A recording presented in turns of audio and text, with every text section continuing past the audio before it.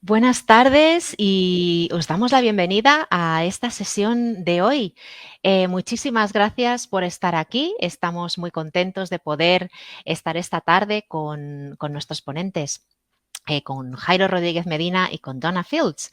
Ahora en breve vamos a presentároslos y esperamos que disfrutéis de la sesión, que va a ser una charla sobre diversidad e inclusión. Y exactamente empezaremos a debatir, pues, cómo podemos tener clases más inclusivas, que es un tema muy relacionado actualmente con la reforma educativa, la LOMLOE, que entrará en vigor ya en septiembre de 2022. Ya queda menos. Estamos muy contentos de poderos tener aquí. Nos encantaría que nos dijerais desde dónde os conectáis. Desde qué localidad nos estáis viendo y que nos digáis hola y para saber un poquito más de todos vosotros. Yo me llamo Montse Costafreda, soy formadora y trabajo para Oxford University Press. Y bueno, estoy encantada de estar hoy con nuestros formadores, con los que vamos a tener una charla, como os comentaba, sobre diversidad e inclusión. Nuestros formadores son Donna Fields y Jairo Rodríguez Medina. Bueno, vamos a saber un poquito más sobre Donna. Donna es autora, es profesora asociada, es formadora, colaboradora de diferentes instituciones educativas y entre ellas Oxford. Viene colaborando con nosotros desde hace ya bastantes años y estamos encantados de tenerla sobre diferentes temas además. Enseñanza innovadora de lengua y contenidos, el enfoque a ICLE, Phenomenon-Based Learning y vamos, muy contentos de tener a Donna aquí. Hola Donna, ¿cómo estás? Oh, muy bien, muy bien. Y es un honor total estar aquí por parte de Oxford y también quiero agradeceros a todos a vosotros para vuestro interés y participación en esta sesión y también quiero agradecer a Oxford que me ha invitado a compartir algunas reflexiones y información sobre la inclusión. Ya veremos. Perfecto, genial. Y para ello tenemos también a Jairo Rodríguez Medina. Jairo es doctor en investigación transdisciplinar en educación por la Universidad de Valladolid y también profesor del Departamento de Pedagogía, también en la misma universidad. Está colaborando con Oxford en temas de inclusión y diversidad, que es de temas sobre los que él es experto y también ha impartido docencia en los grados de educación primaria, en educación infantil, educación social y estamos muy contentos de tenerte también aquí, Jairo, porque la verdad es que hemos estado en algunas sesiones tuyas y han sido muy interesantes y estamos expectantes para oíros en esta charla de hoy. ¿Qué tal estás, Jairo? Muy bien, muy buenas tardes. Yo muy contento también de estar entre vosotros. Agradecido de que me hayáis invitado a pasar a compartir este tiempo y este espacio con todos vosotros, con Donna. Y agradecido también por el interés y la participación que están suscitando todos estos eventos que estáis organizando en los últimos meses. Así que muchas gracias. Genial, perfecto. Tenemos aquí a Ana de Toledo, que nos está saludando. Que encantada, Ana. Gracias por estar aquí. Donna creo que se conecta desde Valencia, ¿verdad, Donna? Sí, así es, sí. Y Jairo desde Valladolid. Perfecto, Eso yo es. desde Barcelona. Y encantados. ¿Podéis Y utilizar Neil de los Madrid, ¿no? comentarios? Perdón. Sí. Podéis utilizar los comentarios pues para comunicaros con nosotros. Estefanía desde Asturias también está aquí esta tarde y te damos la bienvenida, Estefanía, también. Pues nada, ya sabéis, con los comentarios podéis comunicaros, podéis saludarnos y compartir preguntas, dudas que tengáis sobre diversidad e inclusión. Preguntas sobre cómo tener una clase más inclusiva, qué poder hacer en las diferentes situaciones en las que os encontráis. Y para eso tenemos aquí pues a nuestros ponentes de hoy, Donna y Jairo. Y si ya estáis preparados, todos tenéis vuestro café, vuestro té, vuestro vaso de Agua. agua, vuestro vaso de agua, un bloc de notas por si queréis apuntar. Pues si estáis ya preparados y preparadas, vamos a empezar a la sesión. Pues recogiendo una de las preguntas que nos ha llegado a través del formulario, era una pregunta de Irene en la que nos preguntaba un poco sobre los cambios en la LOMLOE en relación con la diversidad. Y yo creo que algún cambio ha habido. Entonces sería genial que pudiéramos empezar por ahí. No sé, Jairo, ¿quieres empezar tú? Sí, encantado. Bueno, hola a todas las participantes, Ana, Estefanía, Marta, los demás que estáis dejando comentarios. Aprovechad el espacio para dejar los comentarios que consideréis. Y sí, principalmente, y bueno, por sintetizar un poco, yo básicamente destacaría 3 grandes cambios que suponen cambios realmente estructurales que plantea la LOMLOE respecto a las normativas anteriores. El primero de ellos es precisamente entender la diversidad o la atención a la diversidad como un eje transversal, es decir, entender la diversidad como una oportunidad para trabajar en el aula y no como un problema. Este es un primer cambio importante. Además, entender la educación inclusiva como un principio fundamental, un principio pedagógico fundamental, como garantía de una educación más equitativa, es decir, que elimine o que compense las desigualdades y como una educación de mayor calidad, porque hay suficientes indicios, incluso evidencias, que ponen de manifiesto que un modelo inclusivo mejora la calidad de la educación tanto para el alumnado con necesidades específicas de apoyo como para el alumnado sin estas necesidades. Este, por tanto, sería uno de los primeros cambios importantes. Un segundo cambio que se plantea también en esta nueva ley tiene que ver con la integración de diferentes planteamientos teóricos sobre la educación inclusiva o sobre la atención a la diversidad. El primero de ellos es el planteamiento del modelo teórico quizá más actual, que es el de la eliminación de las barreras del aprendizaje y de la participación para todo el alumnado. Un modelo que plantea que precisamente la educación inclusiva pasa por ahí, por eliminar las barreras que limitan la participación y el aprendizaje o el progreso de todo el alumnado. Pero este enfoque, como digo, se integra o integra otros enfoques teóricos como el de la educación especial inclusiva, es decir, la aplicación de determinadas prácticas basadas en la evidencia que sirven como apoyo a determinados estudiantes. Por tanto, un enfoque de inclusión para todos combinado o que integra también el enfoque de la educación especial inclusiva. Y por último, otro de los cambios, a mi juicio, más importantes que introduce también la LOMLOE es la aplicación de los principios del diseño universal para el aprendizaje. Es decir, proporcionar múltiples formas de representación de la información a los estudiantes, visual, auditiva, gráfica, verbal y además por diferentes canales y en múltiples soportes. Proporcionar múltiples formas de implicación en las tareas, es decir, facilitar el diseño, la elección y la evaluación de las tareas y proporcionar múltiples formas de acción y de expresión. Emplear diversos medios y herramientas para expresar lo aprendido. Estos, desde mi punto de vista, serían los 3 grandes cambios que plantea la LOMLOE en relación con la atención a la diversidad. Por último, por finalizar y comentar también algunos de los cambios más específicos o más concretos, pero quizá no menos importantes, son la incorporación de la asignatura de educación en valores cívicos y éticos en el tercer ciclo de educación primaria y en educación secundaria. Y por otra parte, otro cambio quizá más específico o más concreto, pero también importante, es la recuperación de los programas de diversificación curricular en secundaria.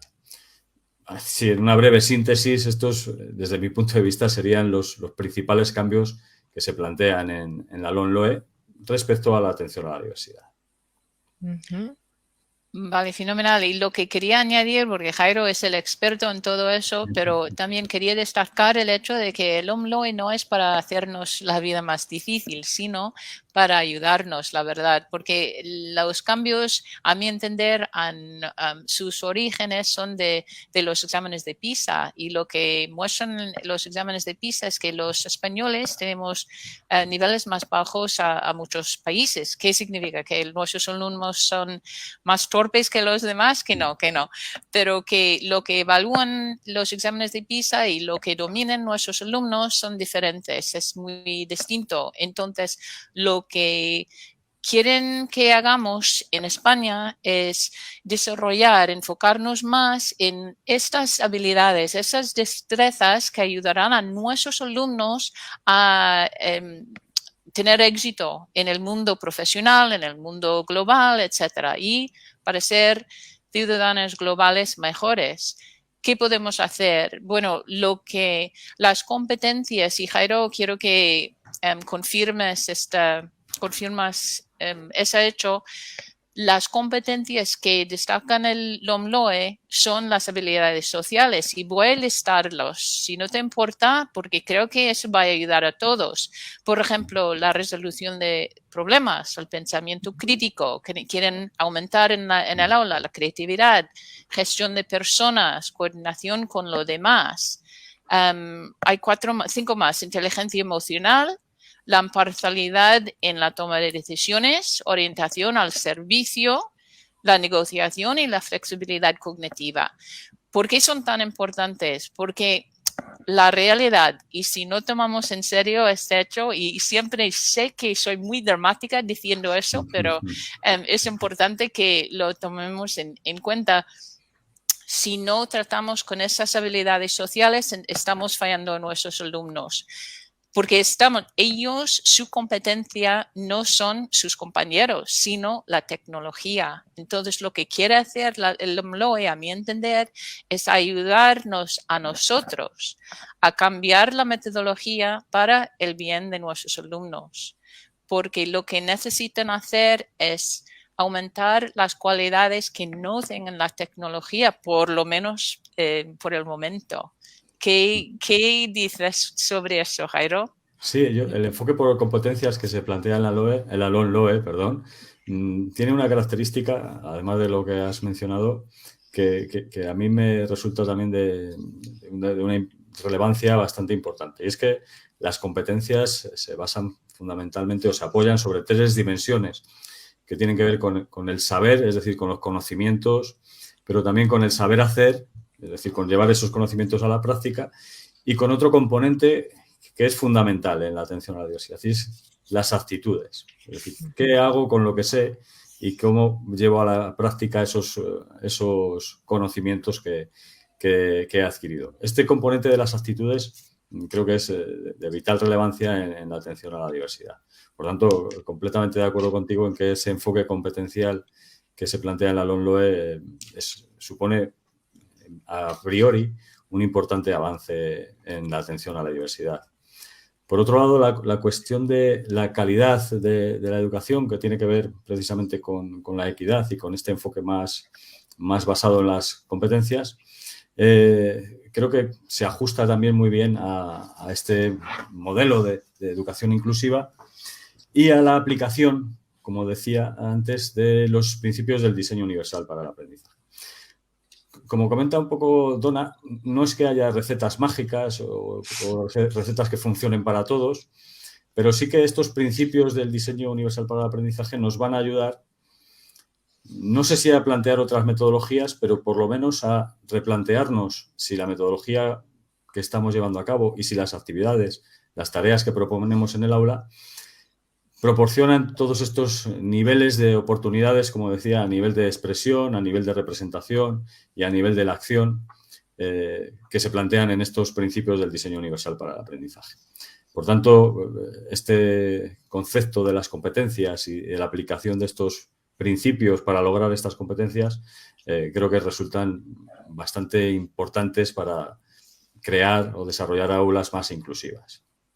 Entonces, por lo que parece, tenemos que empezar pues fijándonos también en qué metodología estamos utilizando en el aula y cómo llega a nuestros alumnos y alumnas, entiendo, ¿verdad? Utilizando como comentabais, metodologías más activas, ¿es así? Sí, mira, es que hay muchas metodologías más activas casi todas las metodologías son más eficaces que la metodología que aprendéis, porque soy americana, entonces he aprendido de forma muy diferente, pero vivo aquí más de 20 años y he tenido la suerte y el honor de poder entrar en muchos centros y en las aulas. Entonces, lo que veo es que los profesores aquí han aprendido a dar discursos, a hablar, a usar más o menos un estilo de aprendizaje, uno solo de hablar. Y está cambiando, claro está. Pero lo que tenemos que hacer para darles a los alumnos la oportunidad de desarrollar las habilidades más importantes, las habilidades sociales e interpersonales, es darles más agencia, darles más protagonismo. ¿Qué podemos hacer? ¿Qué metodologías podemos usar? Yo trabajo mucho, mis talleres tienen que ver con el enfoque CLIL, que tienen que ver con idiomas, pero que también trabajo con profesores de lengua, porque esas actividades dinámicas pueden introducir en cualquier contenido, en cualquier tema, en cualquier clase. Entonces, por ejemplo, es poner los alumnos en parejas o en grupos de 3. Sé que hoy en día es bastante difícil, es un desafío porque por todas las restricciones y cada centro es diferente. Algunos pueden trabajar en grupos, algunos ni pueden girar la cabeza, pero es que podemos hacer algunas cosas. Y si, Jairo, si no te importa, voy a exponer una bastante fácil, la metodología de hacer preguntas del orden superior, porque ese es algo que se puede hacer en cualquier momento, en cualquier unidad, cualquier tema. Lo que solemos hacer es lanzar preguntas del orden inferior, casi más de 80% del tiempo, porque es más fácil de hacer, más fácil de contestar y sobre todo más fácil de evaluar. Claro. Pero la tecnología, vamos a volver al tema de la tecnología, que la tecnología puede contestar a esas preguntas con más eficacia y más rápido que los humanos. Entonces, ¿por qué estamos enfocándonos en algo que no va a servir a los alumnos en su futuro? Que sí tienen que tener esta base, tienen que saber los hechos de cualquier tema. Tienen que saber la tabla de multiplicación, conjugar cualquier verbo en cualquier idioma, etcétera, etcétera. Pero lo que tenemos que hacer es empujarles hacia las preguntas de orden superior. Entonces, si queréis, puedo daros un ejemplo bastante fácil. Adelante. Muy bien, vale. Entonces, estamos entrando, y tengo muchísimos, entonces si queréis más ejemplos de esas preguntas del orden superior, solo tenéis que mandarle a Monse un mensaje y os mando algunas diapositivas. Pero, por ejemplo, estáis entrando en una unidad sobre las etapas de un río. Bueno, las preguntas del orden superior, donde es que tengo que escribirlos porque no tengo ese tipo de memoria como todos vosotros. Pero, por ejemplo, ¿existen 3 etapas de un río? Sí. Bueno, ¿cuál de esas etapas incluye la desembocadura del río? El último. Pero tienen que saberlo. Pero luego podemos introducir más preguntas que van a desarrollar la reflexión crítica, que van a dejar a los alumnos a ser más creativos. Por ejemplo, ¿y si tuvieras la oportunidad de construir una casa al lado de un río, elegiríais el curso superior, el medio o el inferior para tu casa? Y explica las razones. Es algo tan fácil, y vamos a hablar un poco más adelante de eso, ayuda a los con niveles más bajos y también las de altas capacidades. Entonces, Jairo, te dejo hablar. Sí. No, pues gracias. Se aprende mucho contigo, Donna. Yo incluso le daría todavía una vuelta más a la propuesta de Donna, no para complicarla, sino precisamente para proporcionar, como decía antes, oportunidades de acción y de expresión variadas, ¿no?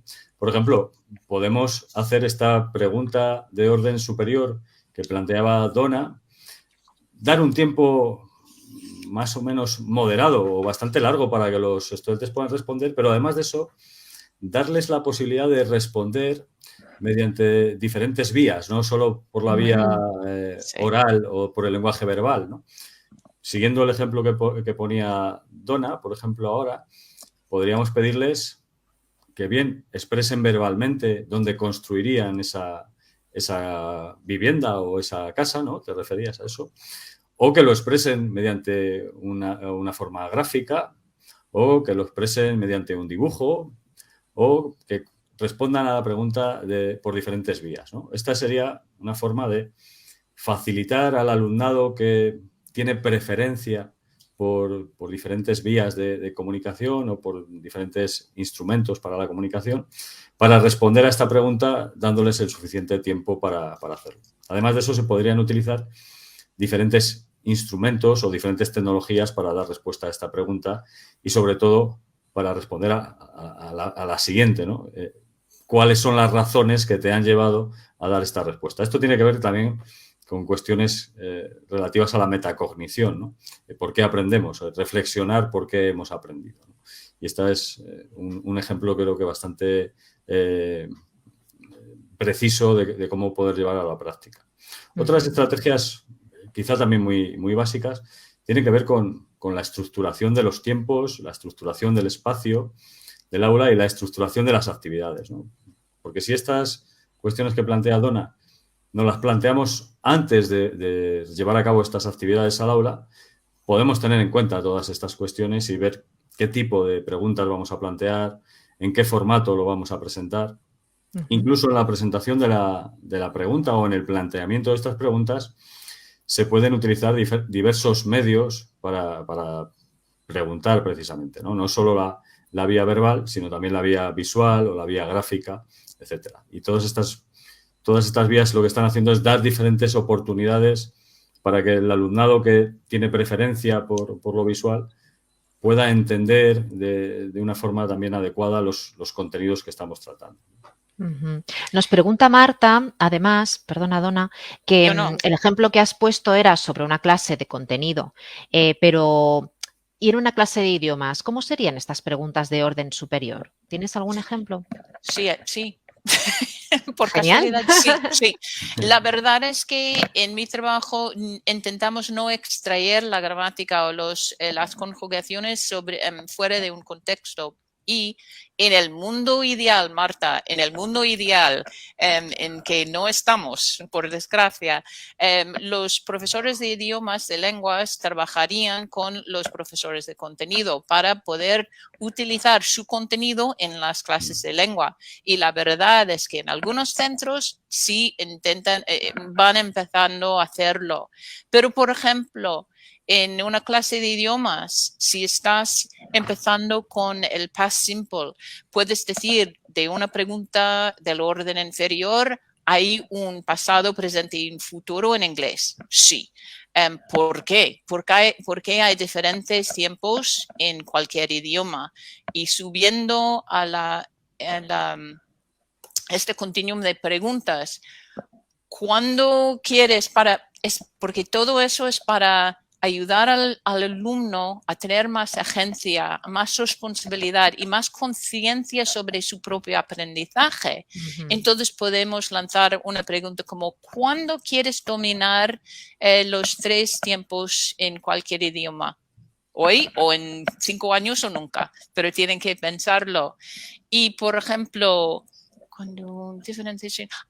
¿cómo cambian las conversaciones? ¿Cómo los tiempos cambian las conversaciones con tus amigos?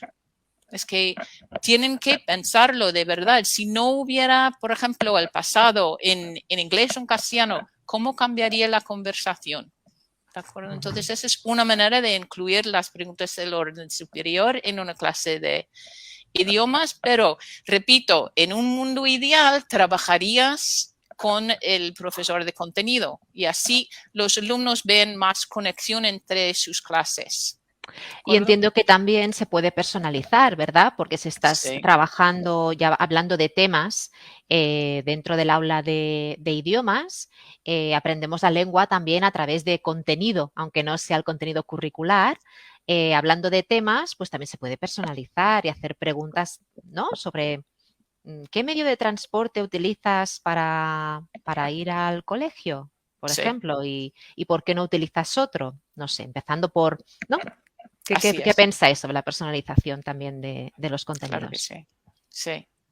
No sé si Jairo quieres decir. Creo que aquí podría añadir algunas cuestiones para facilitar el llegar a todo el alumnado, incluso aquel que tiene más dificultades con el lenguaje verbal, también poniendo algún ejemplo como la aplicación de los principios de la lectura fácil, ¿no? Hay toda una normativa a nivel europeo y a nivel internacional para trasladar los textos en cualquier idioma a formato de lectura fácil. Esto de la lectura fácil son sistemas de lectura accesible para todos, ¿no? Para personas con dificultades cognitivas o con dificultades comunicativas en general, ¿no? Aplicar estos principios a la hora de presentar estas preguntas de orden superior que plantea Donna es otra posibilidad también que no hay que olvidar. Otra idea es acompañar los conceptos, y vuelvo a las diferentes formas de representación, acompañar los nuevos conceptos con una imagen, acompañar los conceptos con imágenes. Sí. Otra idea también es acompañar las presentaciones de audios grabados que permitan a los estudiantes con mayores dificultades poder reproducir nuevamente esos audios las veces que sea necesario, incluso apoyándose en la tecnología a diferentes velocidades, ¿no? Reproducir el audio de una forma más lenta para entenderlo mejor y acompañado además de la imagen y acompañado de otros elementos que faciliten, como la lectura fácil, como decía, que faciliten la comprensión para los estudiantes con mayores dificultades. En definitiva, todos estos son también elementos que se plantean desde el diseño universal para el aprendizaje. Perdón, no, solo iba a apuntar que hemos recibido una pregunta en el formulario que habíamos facilitado antes de la sesión de Mercedes, que nos comentaba que tiene una clase con una gran variedad de alumnos, en los que dice que hay muchos porcentajes de alumnos que, un porcentaje que sigue muy bien, otro porcentaje que está medio, otro que tiene necesidades específicas de aprendizaje, y nos comentaba pues si podríamos darle pues algunas ideas sobre cómo organizar una sesión para que pues lo que se trabaje allí pueda llegar a todos. Y yo creo que con estas estrategias que comentabas, Jairo, pues puede empezar a trabajar, puede que algunas ya las haga, pero que puede empezar también a trabajar, ¿no? Para ir llegando a las diferentes necesidades de su alumnado. Aquí otra estrategia de la que no hemos hablado, solo hemos pasado un poco por encima, es agrupamientos heterogéneos. Es decir, intentar agrupar a los alumnos no por nivel de habilidad, sino al contrario, cuanto mayor heterogeneidad, esto beneficia no solo a los alumnos con necesidades, sino con necesidades de apoyo, sino al resto del alumnado. Esto hay multitud de estudios que lo corroboran. Por tanto, los agrupamientos, en el caso de esta pregunta que planteas ahora, Monse, yo creo que son una estrategia, agrupamientos flexibles además y que cambien, son una estrategia que hay que tener en cuenta. Por otro lado, el plantear objetivos y contenidos flexibles y en diferentes niveles de dificultad. Puesto que en este caso se trata de un aula con tantas diferencias o con un alumnado tan heterogéneo, es conveniente que los objetivos no sean demasiado rígidos, de tal forma que no marquen los medios por los que se van a conseguir a obtener esos objetivos o a conseguir esos objetivos. Por tanto, objetivos y contenidos flexibles en diferentes niveles de dificultad y, además, agrupamientos también flexibles y heterogéneos. Estas serían algunas de las principales ideas. Por otro lado, recordar también que la agrupación de un número o un porcentaje de alumnado con necesidades educativas o necesidades específicas de apoyo o necesidades educativas especiales puede, cuando supera ciertos límites, llegar a ser excesivo para el profesorado, ¿no? Y en este sentido, una estrategia que yo siempre recomiendo es pedir ayuda a los compañeros, pedir ayuda al equipo directivo e intentar no encerrarnos en este aislamiento profesional en el que a veces caemos, ¿no? Porque, pues estamos trabajando con un grupo de profesionales y es conveniente siempre pedir ayuda y también, ya en último término, colaborar también con las familias en la medida de lo posible. Perfecto. Donna, no sé si tú tienes también otras estrategias que quieras compartir. Bueno, estrategias sí, tengo muchas, pero lo que quería tocar en ese tema de normas y consecuencias, porque veo muchas veces que cuando en cuanto, por ejemplo, Jairo habla de agrupaciones que son fundamentales y lo ha explicado pero muy claramente, veo una sombra que cae en las caras de muchos profesores porque no saben, la verdad es que no saben gestionar grupos si nunca lo han hecho. O incluso lo han hecho durante muchos años, pero no tienen control de verdad de la gestión del aula. Entonces, las normas y consecuencias es más o menos 50% del éxito de la inclusividad. Y no lo digo en serio. Que digo que, como bien dice Jairo, no hay ninguna receta mágica. Sin embargo, estableciendo y co-creando las normas y consecuencias con vuestros alumnos y teniendo paciencia y comprobándolas, vais a tener mucho más éxito. No sé, Montse, si tenemos tiempo para exponer 3 normas y consecuencias que puedan ayudar a la gente y Jairo puede comentar luego en ellas. Sí, podemos hablar sobre ello y luego pasaremos a una pregunta que nos ha formulado Felipe.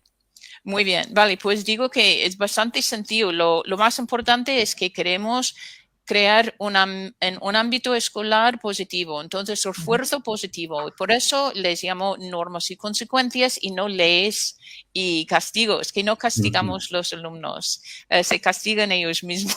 Si queremos que paren eso. Pero, por ejemplo, 3 puntos. En primer lugar, deberían ser todos positivos. No incluimos lo que no queremos que hagan, sino lo que sí queremos que hacen. Incluimos afirmaciones sobre las actitudes y no solo el comportamiento físico. Y como decía antes, co-creamos, porque vais a ver una diferencia muy importante entre una clase en que la profesora o el profesor ha introducido las normas y consecuencias sin la colaboración de los alumnos y uno que sí lo han hecho. Es que ellos tienen que tener la sensación de colaboración. Entonces, algunos pueden ser, prestamos atención y seguimos las instrucciones de la profesora, por ejemplo. Nos levantamos la mano antes de hablar o salir de nuestro puesto. Guardamos las manos, los pies y los objetos para nosotros. Y hay 3 más. Respetamos nuestros compañeros, nuestra profesora y nosotros mismos. Somos respetuosos y serviciales. Esto me río porque estamos en España. Usamos un volumen de voz baja en el aula. Sí se puede, sí se puede. Y cuando hacemos una evaluación del trabajo de nuestros compañeros, seamos amables, seamos serviciales, específicos y hablamos del trabajo y no nuestros compañeros. Y con esas normas vais a ver muchos cambios, pero hay que tener las consecuencias y tenemos que fijarnos en su elección. Lo que tenemos que hacer hincapié en el hecho de que si ellos no eligen seguir las normas, han elegir las consecuencias. Pero las consecuencias pueden ser tan fácil como un aviso la primera vez, un plan de acción con imágenes la segunda vez y una carta a los padres explicando lo que han hecho y lo que pueden hacer, pueden elegir la próxima vez. Apelando a su responsabilidad, ¿verdad? Así dentro es, de la propia y la del grupo, ¿no? Sí.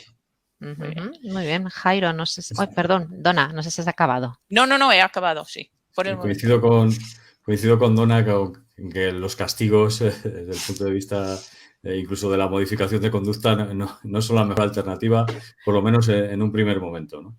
Añadir algunas cuestiones simplemente para reforzar un poco el comentario. Siempre que queremos modificar una conducta o cambiar una conducta que nos resulta problemática en el aula, lo que se conoce como conductas disruptivas, ya hace unos años que la literatura plantea tratar de instaurar nuevas conductas alternativas que sean incompatibles con la conducta disruptiva, ¿no? Por poner un ejemplo bastante claro, un estudiante, una estudiante que constantemente se levanta de su puesto o se mueve por la clase. Esta sería la conducta disruptiva o la conducta problemática. Y ahí tendríamos dos opciones, bueno, más de dos opciones, pero básicamente podríamos reducirlas a dos. Aplicar una técnica de castigo desde el punto de vista conductual tiene que ver con cualquier elemento para reducir o cualquier consecuencia, más bien consecuente, para reducir esa conducta. Por ejemplo, tiempo fuera o el coste de respuesta. Estas serían técnicas que podrían considerarse aversivas, que tienen que ver con la reducción de esa conducta. O lo que podemos hacer, que en general funciona bastante mejor, es proporcionar una conducta alternativa que es incompatible precisamente con levantarse por la clase, ¿no? En este sentido podemos aplicar algunas técnicas ya no de refuerzo positivo, sino de refuerzo negativo. El refuerzo negativo se utiliza para incrementar las conductas que queremos que se produzcan, es decir, las conductas que consideramos adecuadas, estas de las que hablaba Donna ahora mismo, y lo que se hace es retirar, por eso de ahí lo de refuerzo negativo, retirar un estímulo aversivo o un estímulo desagradable para los estudiantes. Aquí hay varias vías. Por ejemplo, una técnica de refuerzo negativo que suele funcionar muy bien es plantear un tiempo de trabajo que si se cumple ese tiempo de trabajo, se retira el estímulo aversivo que es continuar realizando la tarea, ¿no? Por ejemplo, planteamos 5 tareas o 3 tareas para un alumno o para un grupo de alumnos y cuando hacen 2 seguidas de forma adecuada, retiramos la tercera. Esta sería una técnica de refuerzo negativo. Entonces, lo que estamos haciendo es instaurar o potenciar esa conducta positiva que ha sido realizar la tarea, retirando un estímulo aversivo o un estímulo desagradable que suponía realizar la tercera tarea, ¿no? Estas técnicas funcionan bastante mejor que el castigo o las técnicas de coste de respuesta que se utilizan en economía de fichas y otras técnicas de modificación de conducta.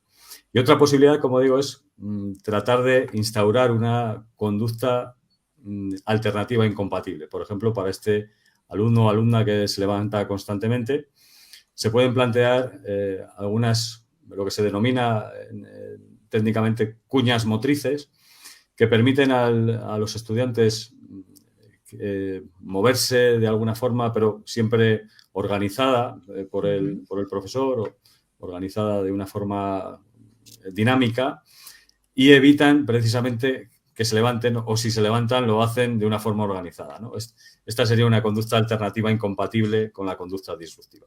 Estas dos técnicas que ya vienen de lejos, como digo, desde los tiempos del conductismo y de la modificación de conducta, son las que habitualmente mejores resultados dan para la reducción de conductas problemáticas.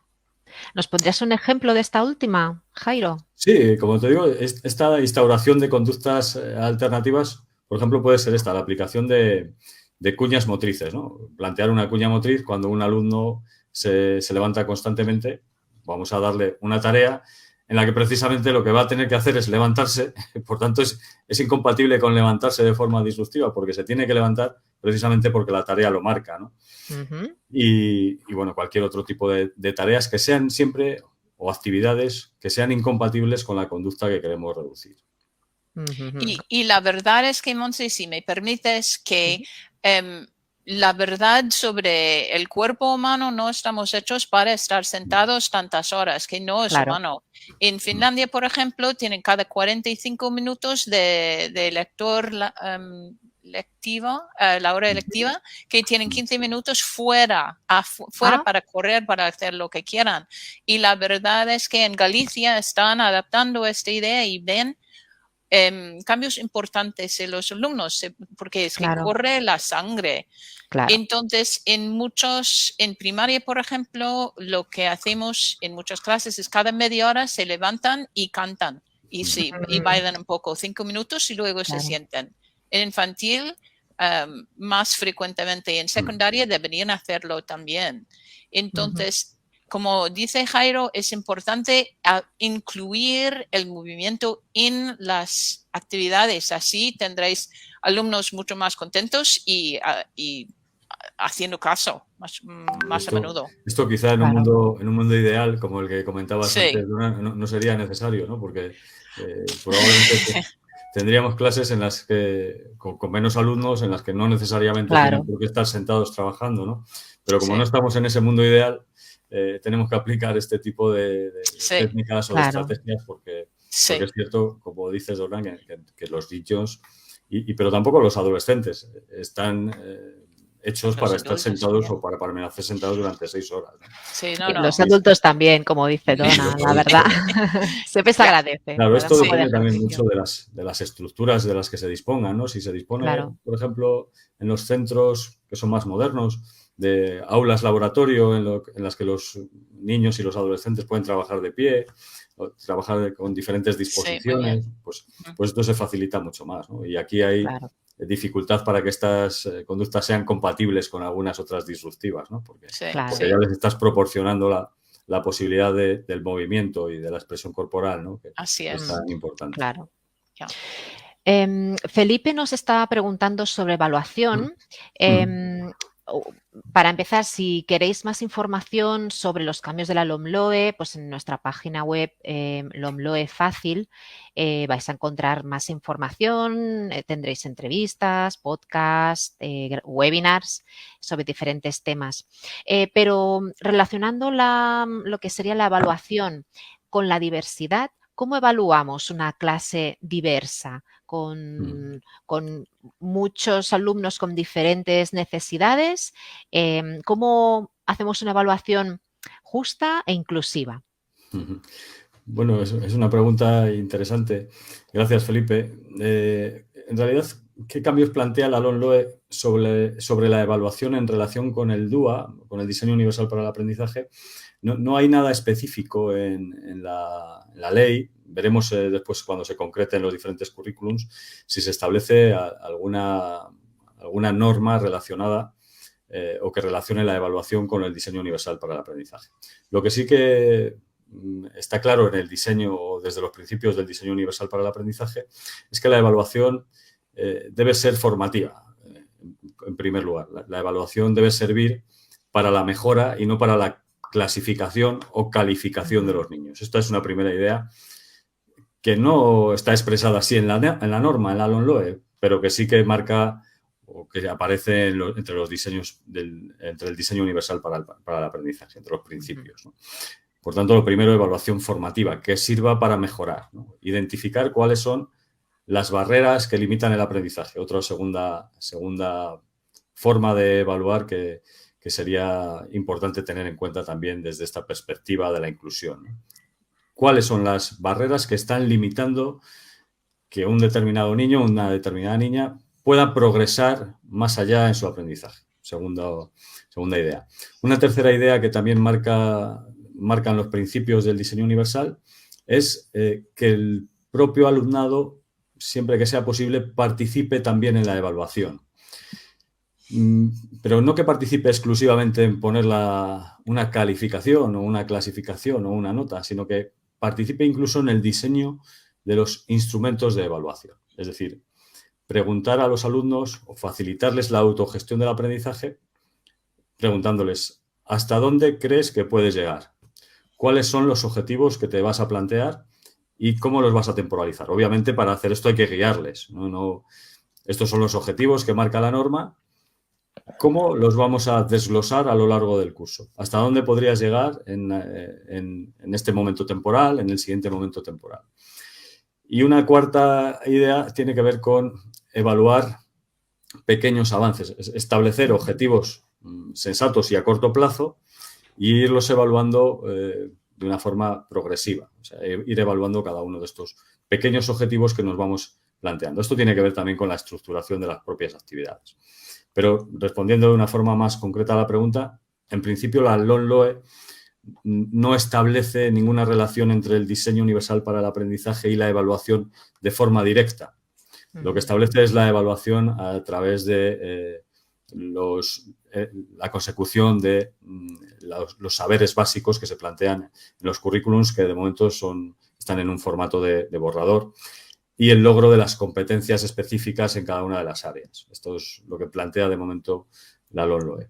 No obstante, siguiendo estos principios del diseño universal, estas serían las 4 pautas más básicas para llevar a cabo esta evaluación. Formativa, que implica a los estudiantes en el diseño de los instrumentos de evaluación, que participen a lo largo de todo el proceso en el diseño de los objetivos y que sean objetivos concretos y evaluables a corto plazo.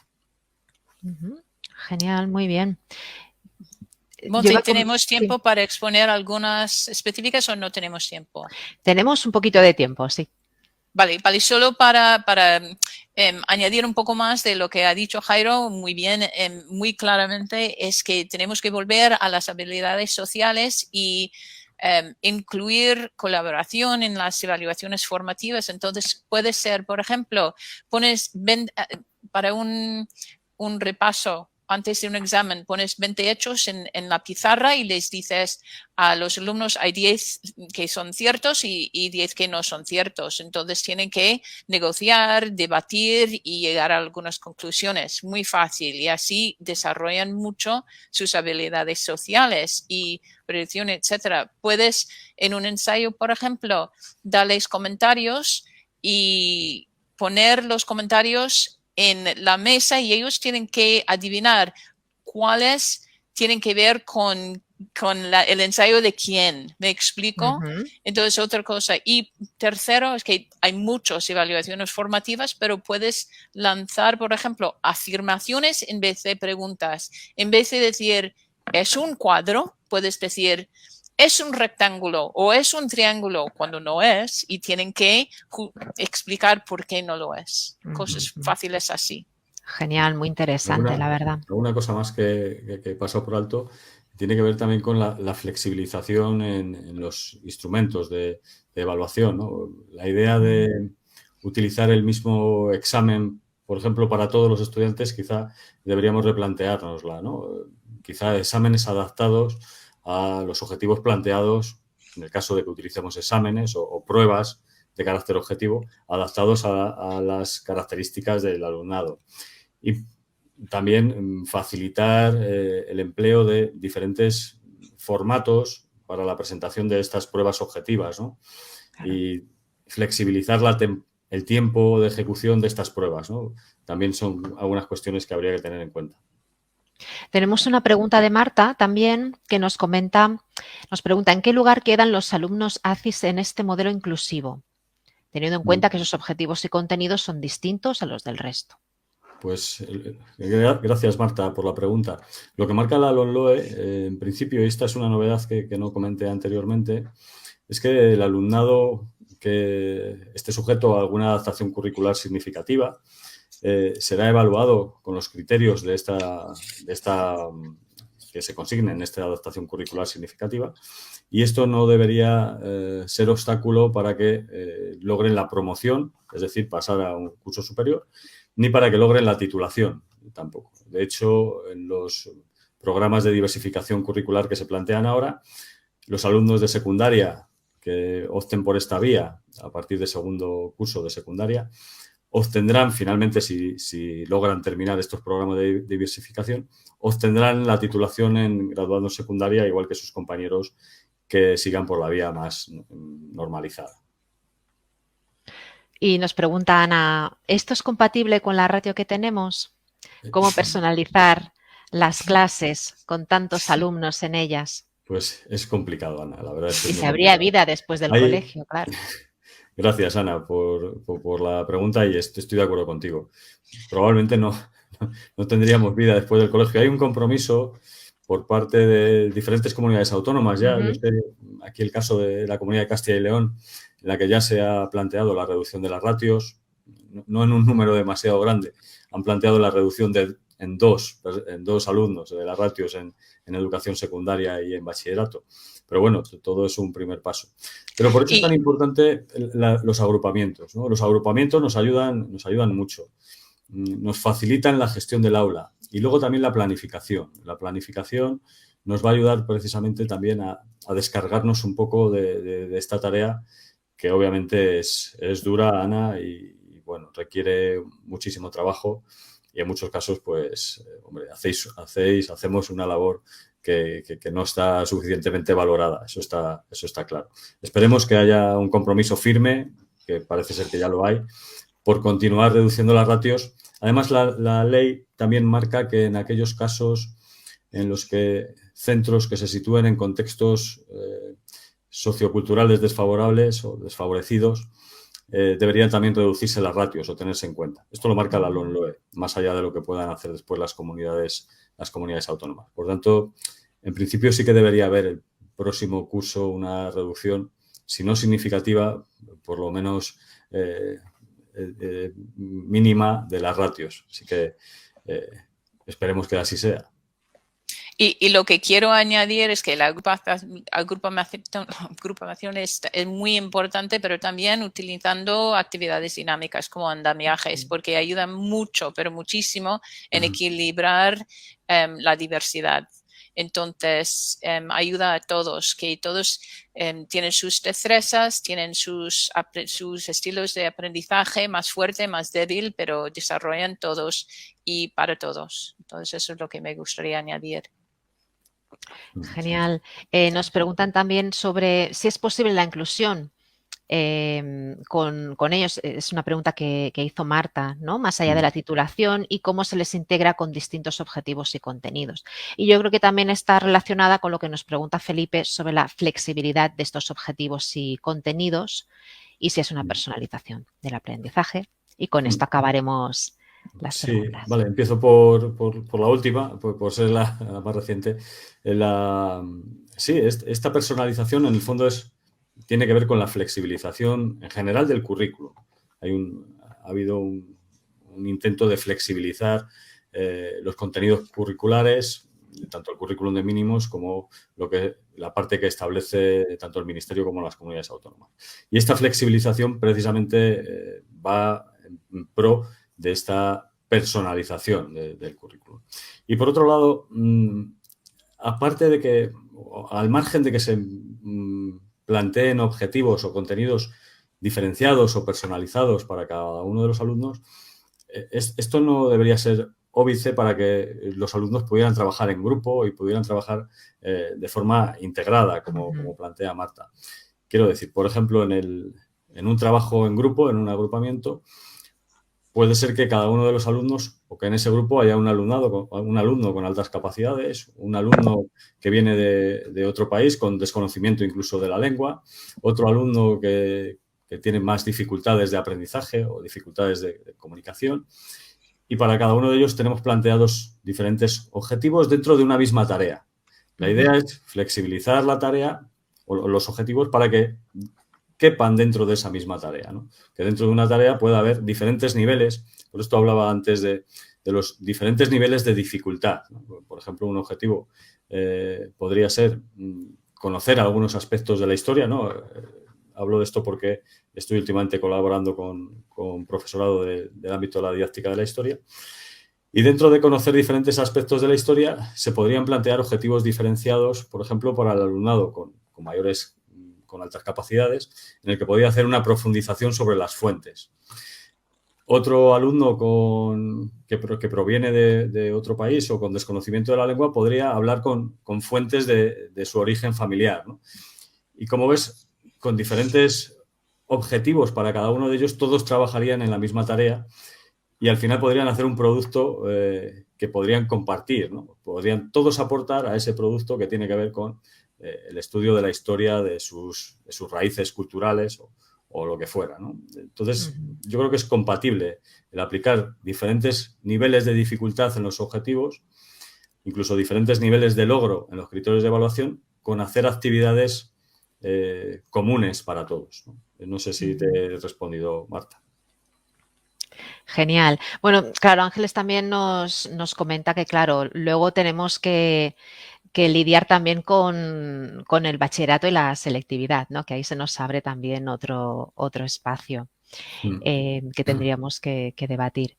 Pero bueno, yo creo que esta charla ha dado para mucho, para abrir muchos temas, para que podamos hablar, comentar, opinar, debatir sobre la inclusión, diversidad, cómo tener aulas que incluyan, sean más inclusivas con todos los alumnos y alumnas que están en ellas. Y bueno, solo os pido una pequeña reflexión muy cortita, cada uno de ellos, sobre este tema, y con ello cerraremos la sesión de hoy. Si quieres, Donna, por ejemplo, empezar tú. A cerrarlo, Sí, o algunas palabras finales. Unas palabras finales sobre el tema. Vale, sí. pues no, es que agradezco muchísimo vuestro interés y participación, y lo que digo es que no es un tema fácil. Sin embargo, como si introducimos más colaboración, más agencia en nuestras aulas, los alumnos van a responder. A lo mejor no al principio, hay problemas, pero podemos superarlos. Entonces os animo mucho y vais a conseguir muchísimo en el futuro. Muchas gracias, Donna. Jairo. Yo solo hacer una breve sugerencia.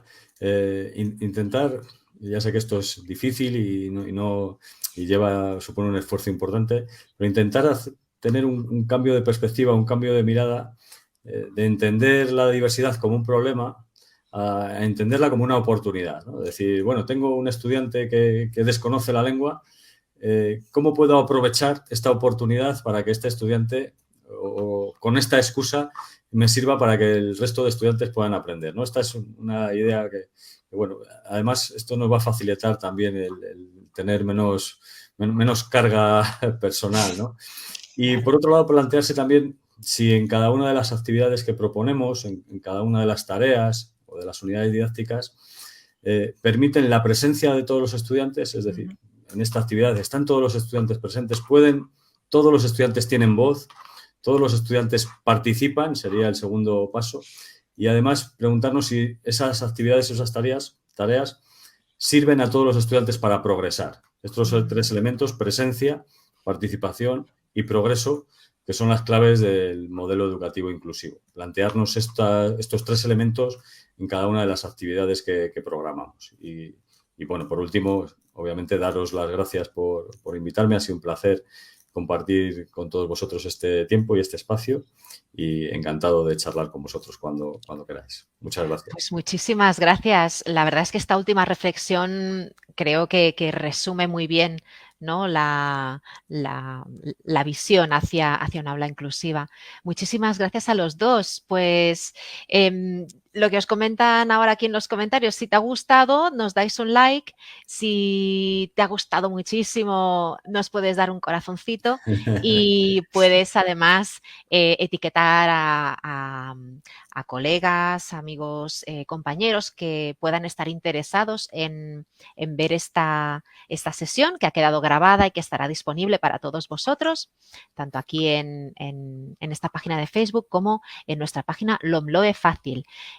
Con LOMLOE Fácil, en la página web encontraréis entrevistas, grabaciones de webinars, podcasts y muchísima información sobre la LOMLOE. También sobre diversidad e inclusión. Tenemos 2 webinars con Jairo muy interesantes también. Y espero que os interese muchísimo y que la podáis visitar y os dé pues esas ideas sobre la LOMLOE. Solo ya daros muchísimas gracias, daros las gracias a todos vosotros que habéis participado aquí con vuestras preguntas, a los que enviasteis también preguntas en el formulario, y sobre todo a nuestros ponentes de hoy, Donna Fields y Jairo Rodríguez Medina. Muchísimas gracias a los dos y espero que pronto podamos vernos otra vez. Espero que sí. Será un placer. Gracias Igualmente. a todos. Gracias, Montse. Igualmente. Vale. Gracias. Gracias. Y gracias a Oxford University Press por ofrecernos esta sesión. Muchísimas gracias y hasta pronto. Adiós, adiós.